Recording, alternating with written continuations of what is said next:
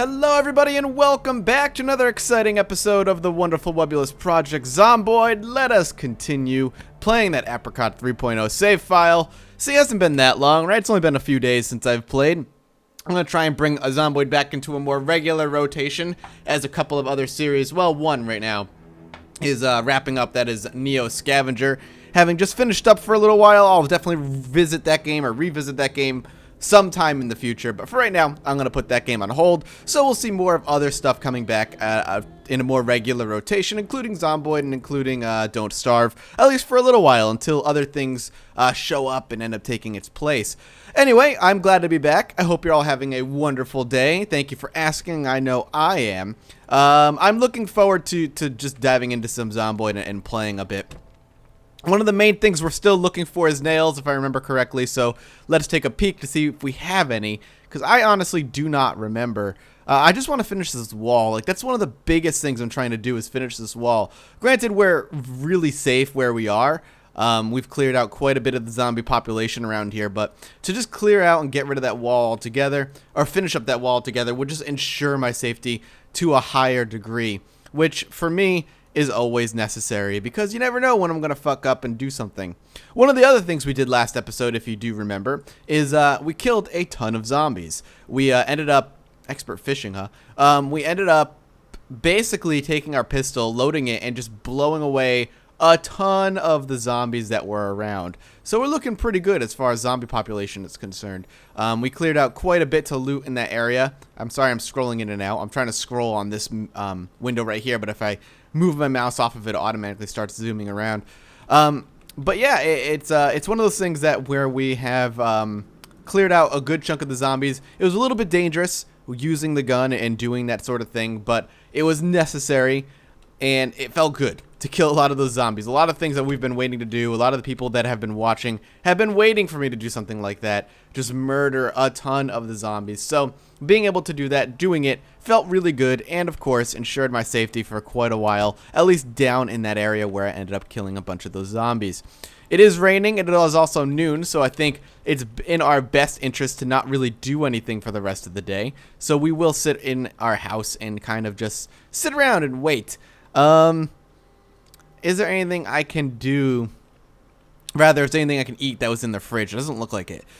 So we will have, I'm thinking some chips. Yeah, let's have some chips. Bam, and we'll speed up time. We'll wait the whole day out. It's going to be late by the time it stops raining anyway, so we might as well just go to bed at a normal time and not waste any more time going out and exploring. Rain really throws a kink in things, and I don't need to get my character sick again, because though I was lucky enough to survive the sickness last time, every time I get sick, there is a chance that I could end up getting eaten alive. And that's not something I want to do. Or die from being getting sick, whatever. Either one, I definitely don't want to do it, so we're going to try and avoid that.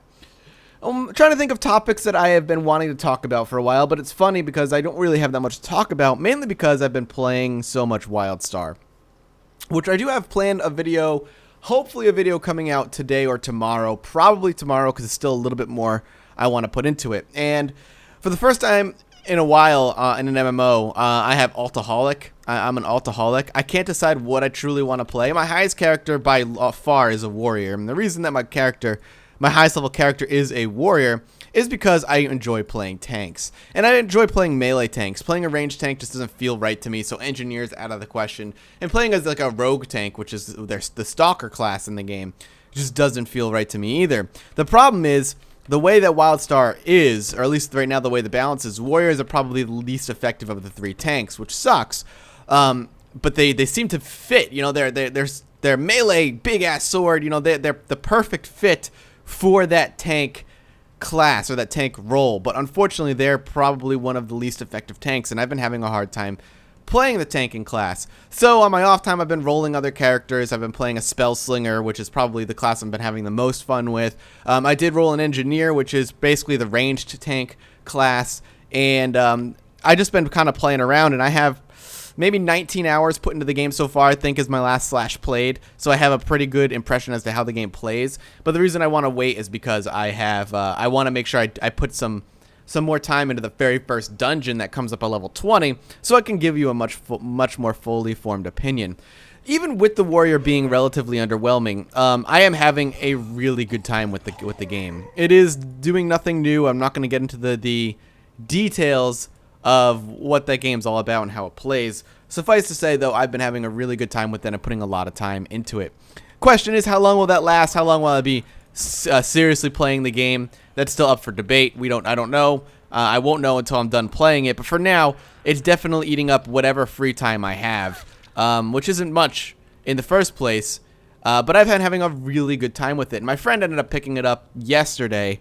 So hopefully, when he catches up and when he hits level 20, we can start doing our dungeons together. I think some of the most fun I've ever had in an MMO was during Wrath of the Lich King era World of Warcraft, which I'd say WildStar is probably attempting to emulate the most, which is they're doing a damn good job with their own unique twists, which again I'll speak about when I do a video on it.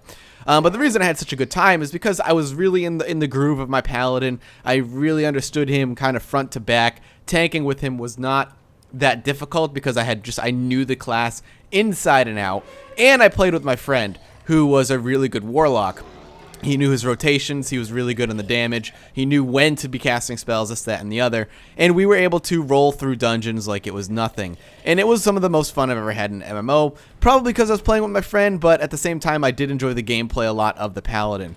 So with WildStar coming out, and the combat system being something that definitely needs some has a learning curve and needs to have some sort of mastery over it before you're really effective at it, I'm really excited to hopefully get good at my class. I just wish my class wasn't the worst of the three, because as much as the engineer appeals to me in this game, there's something about warrior that just feels better to me in a roleplay form, I guess, in a sense. Warrior definitely fits that tanking aspect so much better than any other class. It just sucks that they are probably the most, like I said, underwhelming so far. And I guess in beta they were way, way, way worse. In beta they could not hold threat to save their lives. And between beta and launch, Warrior has definitely gotten improved. I can hold threat for the most part, but I need a lot of a lot of gear, or I need a lot of, I guess the right gear to up my stats for particular things to hold threat, which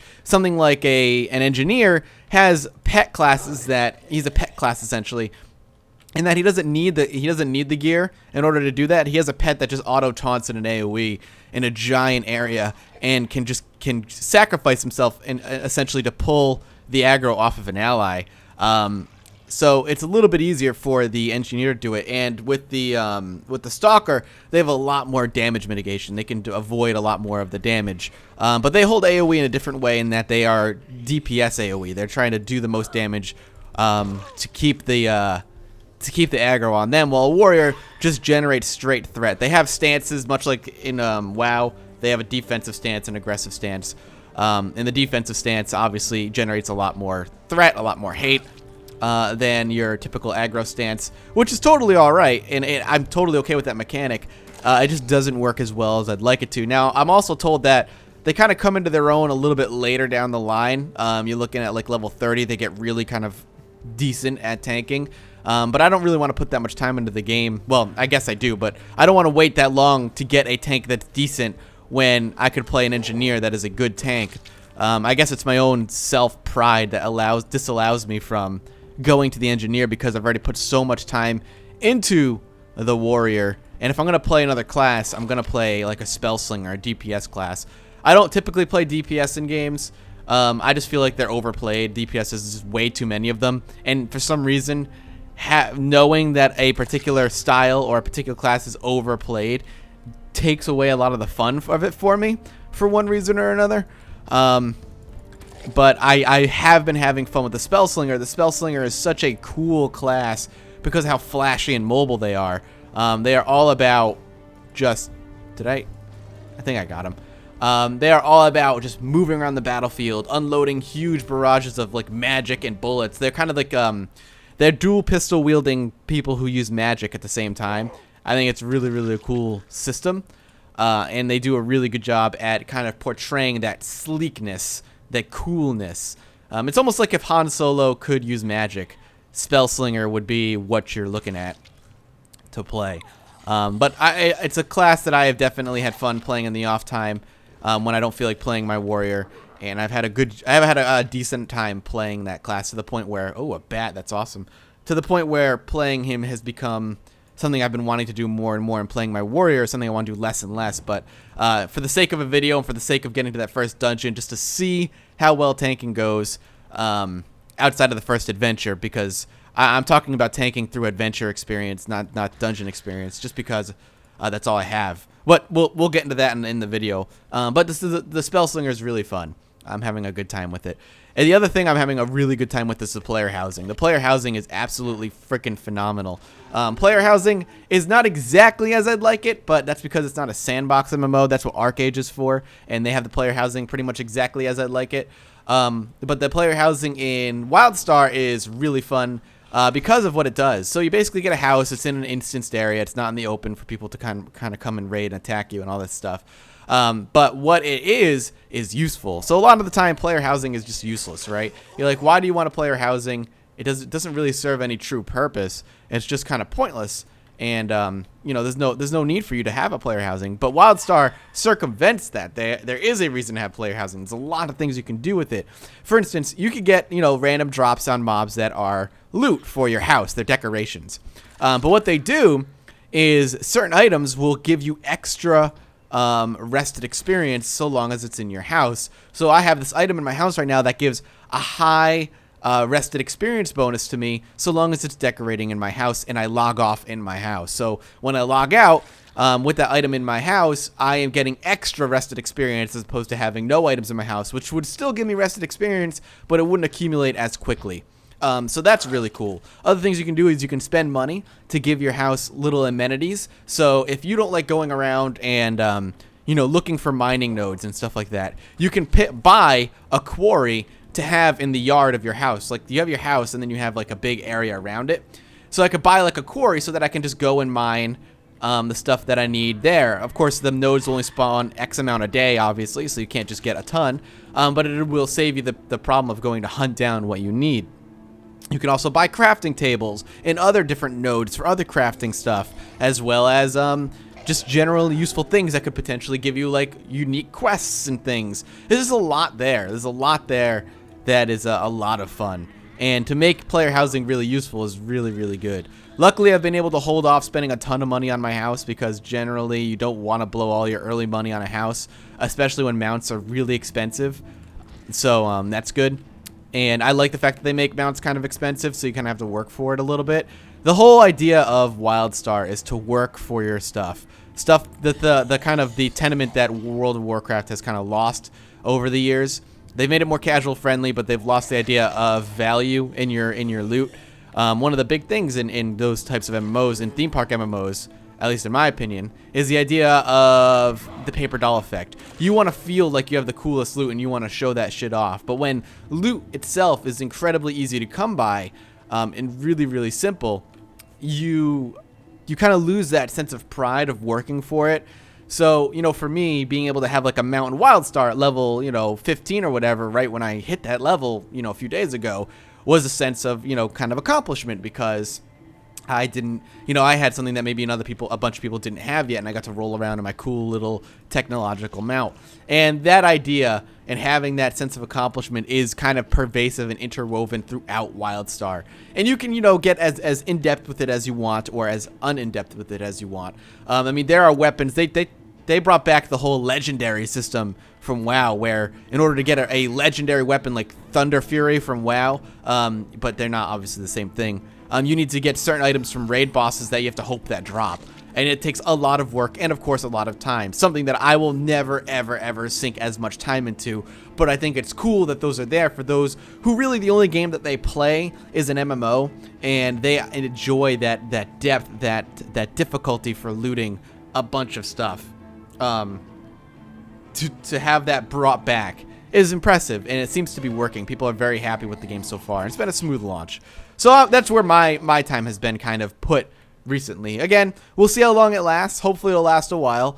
It definitely beats the hell out of Elder Scrolls Online. I mean, I was unimpressed with that game in beta, and at launch I planned on doing a video for it, but I got so effing bored of that game that I couldn't even make it to level 10 again. I was just so bored with that game. That is not the case with WildStar for whatever reason. And ArcAge is the same way. I'm really excited for ArcAge's launch. I've actually personally had to distance myself from ArcAge. The reason is I could put a ton of time into that game, but the problem is it's not launched, so it's in its early alpha state. Well, not early alpha, but it's in alpha state essentially. So anything I do does not carry over to the main game, and with that being the case, I will end up losing everything I work really hard for. And the thing with MMOs is I want things to be a discovery. I want things to be fun for me.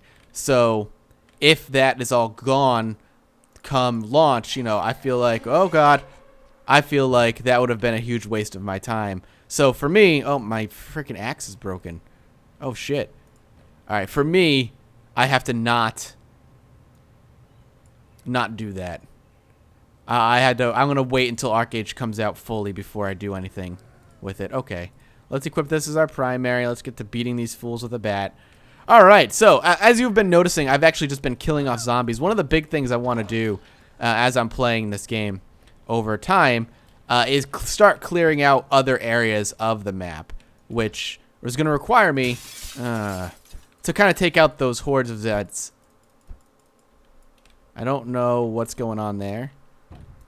Alright, well, he's just going to come out. That was weird. I definitely swung at him a bunch, but he did not die. There we go. So I'm starting to clear out other areas outside of just straight up looting. Are these doors all open because I've been here, or are they all open because they're unlocked? I feel like they just are unlocked. I mean, there were zombies in the other one. The door was unlocked, so. Bathroom zombies? Doesn't look like it. But there's no loot here. So that, of course, worries me a little bit. I want to make sure that everything I'm looting is going to be, everything I'm breaking into has some loot. I'm just curious if I've been here. It looks like the answer to that is no. Just by the way the doors are all closed and stuff. But then again, they're all wide open, too. They're all unlocked, and I can't. Alright, there we go. Maybe I haven't been in here then. That makes me feel a little bit better.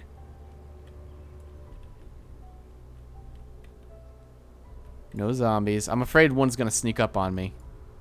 I'm so far away from home that getting home tonight is not going to be possible, which is alright with me. I'm going to head back. I'm going to stay here, rather, before heading back, is what I meant. I want to clear this area out, though. Loot it out and make sure it's all safe. The other problem with clearing an area out right now is that my character's so tired, his viewpoint is very, narrow. So I'm gonna have to be careful. Let me shut this. I'll probably sleep on the couch, and the reason I'm gonna sleep on the couch is that in the bedroom the window's peering in, as you can see, and there's a zombie right there, and God forbid I fall asleep and he ends up seeing me, comes through the window, breaks it open, but by the time it's too late, I'm already getting bit. I'd rather be in an area where here, out the window, at least I know there's nothing there, and I have an escape plan. If I do wake up, I can just go right out the door. It should be good. So we'll wrap this episode up here. Thank you guys so much for watching. I hope you enjoyed it. If you did enjoy it, you know the drill by now. Come back next time for another exciting episode of the wonderful Webulous Project Zomboid, and consider leaving a like, as it helps me out a great deal. And as always, I'll see you next time. Bye-bye.